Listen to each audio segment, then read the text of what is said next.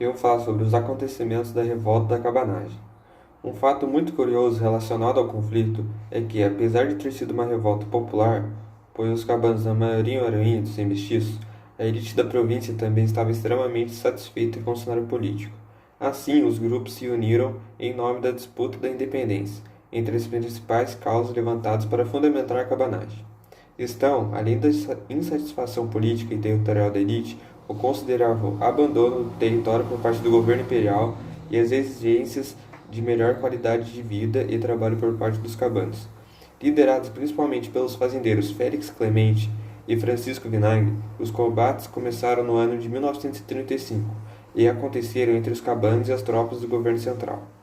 Naquele ano, os revoltosos ocuparam a cidade de Belém, que era a capital da província. O governador Bernardo Lobo de Souza foi executado e Malquer foi instituído como presidente.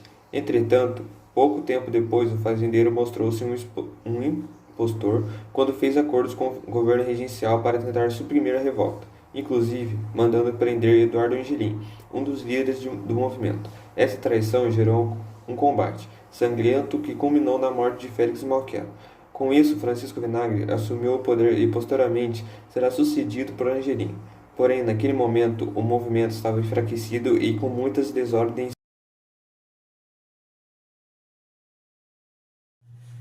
Eu vou falar as principais causas da revolta cabanagem. As principais causas foram as disputas políticas e territoriais motivadas pela elite do Grão-Pará. As elites provinciais queriam tomar decisões político-administrativas do Grão-Pará, descaso do governo regencial para com os habitantes do Grão-Pará. Os cabanos, por sua parte, queriam melhorar as condições de vida e trabalho. Muitas províncias estavam satisfeitas com o governo regencial. O principal incômodo era o poder centralizado e a consequente falta de autonomia. As referidas elites tomaram proveito da insatisfação popular para sublevar as populações contra o governo regencial.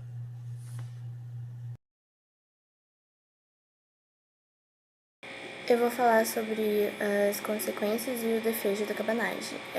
Em 1836, sob ordem do regente Diego Antônio Feijó e o comandante mor das Forças Armadas Regenciais da província do Grão-Pará, juntamente com o brigadeiro Francisco José, queriam que determinassem guerra total à revolta cabanagem.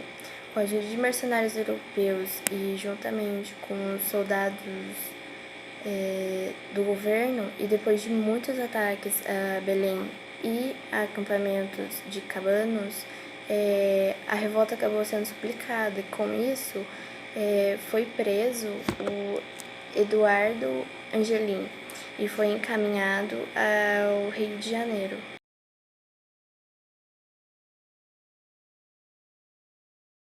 Eu vou falar sobre Félix Antônio Clemente Malcher. Ele foi um dos líderes da cabanagem. Malcher ele acabou meio que traindo os ideais de seus companheiros por querer que a província do Pará permanecesse ligada a Portugal e não separatista, o que acabou gerando muito desavença interna no movimento. Com isso acabou enfraquecendo a revolução e ele acabou sendo morto por um cabano quando ele seria remanejado a uma outra prisão em Belém. Malchar ele tinha uma fazenda em Acará, onde escondeu membros que participaram da Revolução da Cabanagem.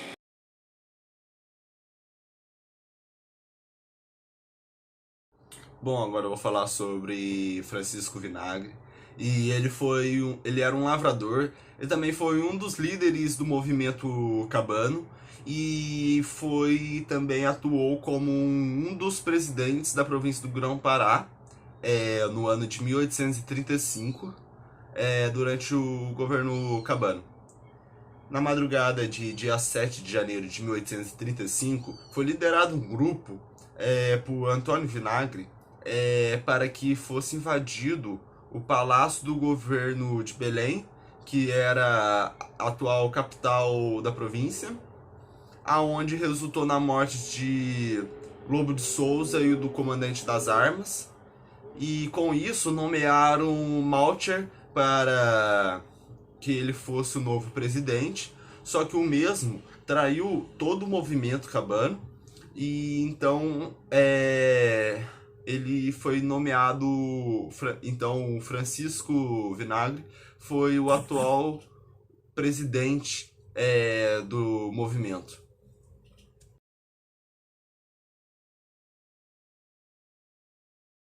Vou falar sobre o Antônio Vinagre. O Antônio Vinagre foi um dos líderes da cabanagem. Ele foi lavrador e meeiro e ele era ex-comandante do Forte do Castelo, localizado em Belém. Ele foi um dos líderes da tomada de Belém no primeiro levante, que foi em 1835, quando assinaram o governador da época, Lobo de Souza, e nomearam Clemente Maucher o seu sucessor. Quando Francisco, apoiado por Eduardo Angelim, decide entregar a capital paraense ao enviado do Império, Antônio, que era na época comandante do forte do castelo, retira-se com suas tropas primeiro para Icoaraci e depois para Mosqueiro. O Antônio tinha a tarefa de atacar o arsenal de guerra, onde se aquartelavam as principais tropas e artilharias dos seus adversários. Antônio foi morto com um tiro no primeiro dia de combate no Largo das Mercês. Se Antônio não tivesse sido morto, ele estaria o terceiro presidente cabano do Grão-Pará.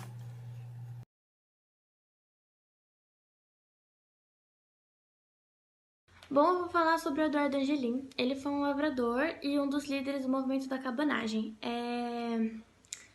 Ele foi um político brasileiro e um dos presidentes da província do Grão-Pará. Ele tinha um espírito de luta, então ele foi apelidado de Angelim. E com 19 anos, ele já participava muito ativamente da política da província. E com isso ele tentou lutar para separar a província do Império do Brasil. Ele foi o terceiro presidente cabano e depois ele foi perseguido por centenas de tropas e acabou sendo preso em 20 de outubro de 1836 na Amazônia. Foi levado para o Belém pelas tropas do Marechal Francisco Soares Andréa. Depois ele foi levado a julgamento no Rio de Janeiro. Foi para Fernando de Noronha e lá ele foi exilado. Depois ele retornou para o Pará em 1851 e fixou na cidade de Barcarena. E depois que ele voltou para o Pará, ele nunca mais se envolveu na política. E daí ele viveu a sua vida e morreu em 20 de julho de 1882 e foi enterrado em Barcarena mesmo.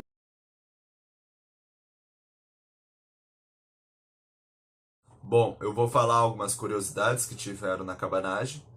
E uma delas foi que a mulher tinha um papel muito importante, porque eram elas que transportavam alimentos ou até mesmo as informações para os revoltados. A cabanagem foi uma das únicas revoltas do período regencial onde se reuniu classes sociais diferentes para lutar por um mesmo ideal. Até mesmo em Belém foi criado um memorial para que fossem deixados os restos mortais de alguns líderes que participaram. E também teve em 2016 um musical que foi inspirado na cabanagem.